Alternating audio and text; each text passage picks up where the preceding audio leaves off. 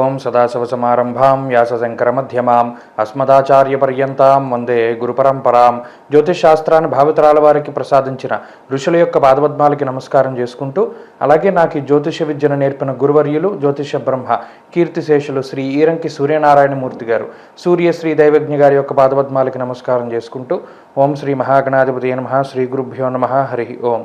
వీక్షకులందరికీ నమస్కారం. జూన్ నెల 9వ తారీఖు లగాయితూ జూన్ 15వ తారీఖు శనివారం వరకు ఉండేటువంటి గ్రహగతుల ఆధారంగా ద్వాదశ రాశుల వారికి ఈ వారం ఏ విధమైనటువంటి శుభాశుభ ఫలితాలు కలగబోతూ ఉన్నాయో ఈ కార్యక్రమం ద్వారా తెలుసుకుందాం. అందులో భాగంగా ఈ వారం ఉండేటువంటి గ్రహగతులను గమనిద్దాం.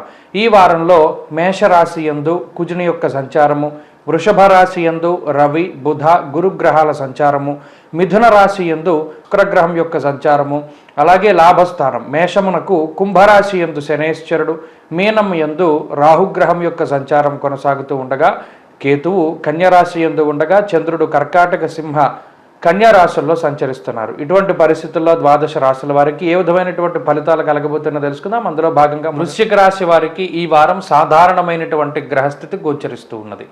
అయితే ఈ రాశి వారికి గత వారంతో పోల్చుకుంటే అనుకూలించేటువంటి గ్రహాల యొక్క సంఖ్య పెరిగింది. గురుడు అనుకూలంగా ఉన్నారు, శుక్రుడు అనుకూలంగా ఉన్నారు, చంద్రబలం ఉన్నది, కుజబలం ఉన్నది. ప్రధానంగా 4 గ్రహాల యొక్క బలాలు ఇవి చతురంగ బలాలుగా ఉపయోగపడతాయి. అంటే ఒక రాజుకి చతురంగ బలాలు ఎంత గొప్పగా పనికొస్తాయో ఈ 4 గ్రహాలు అంత గొప్ప ఫలితాన్ని ఇస్తాయి.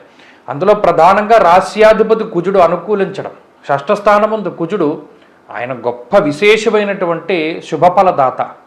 వస్త్రలాభో ధాన్యలాభ ధనలాభ యశస్తథ మనోల్లాస ధర్మసిద్ధి అన్నారు శాస్త్రం ముందు. అంటే మానసికమైన ప్రశాంతత, అనారోగ్య సమస్యల నుండి బయటపడ్డాం, ఆర్థిక ఇబ్బందుల నుండి బయటపడ్డాం, కుటుంబపరమైనటువంటి సమస్యల నుండి బయటపడ్డాం, అలాగే ఏదైనా కోర్టు కేసులు కానీ ప్రభుత్వ సంబంధమైనటువంటి ఇబ్బందులు, ఇలా ఏవైతే అనేక రకాలైనటువంటి లీగల్గా వచ్చేటువంటి ఇబ్బందులు ఉన్నాయో, అలాగే భూమికి సంబంధించినటువంటి సమస్యలు, ఇటువంటి వాటన్నిటి నుండి కూడా బయటపడగలిగేటువంటి స్థితిగతులకి ఈ గ్రహస్థితి కారణమవుతుంది. ఇది కుజుడు ప్రధానంగా విశేషమైనటువంటి శుభఫలదాత. దీనితో పాటుగా గురుబలం 7వ స్థానంలో రాజదర్శనం, ఆరోగ్యం, గాంభీర్యం, గాత్రపోషణం అన్నది శాస్త్రం.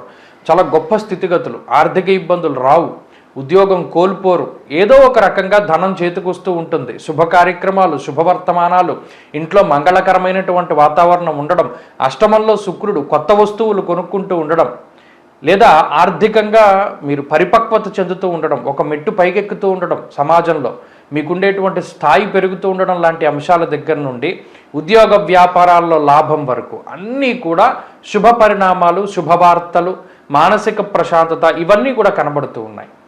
అయితే సప్తమంలో ఉండేటువంటి రవి మాత్రం కొంత కుటుంబంపై ప్రభావాన్ని చూపెడతాడు.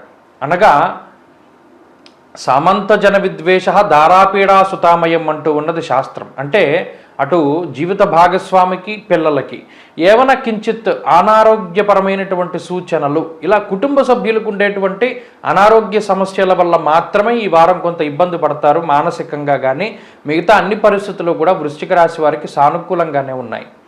బంధుమిత్రులతోటి, అలాగే మీ చిన్ననాటి మిత్రులతోటి వారితోటి చక్కగా సంభాషించుకోగలుగుతారు, పూర్వపు జ్ఞాపకాలన్నీ కూడా నెమరు వేసుకోగలుగుతారు, నచ్చిన ప్రాంతాలను సందర్శించగలుగుతారు.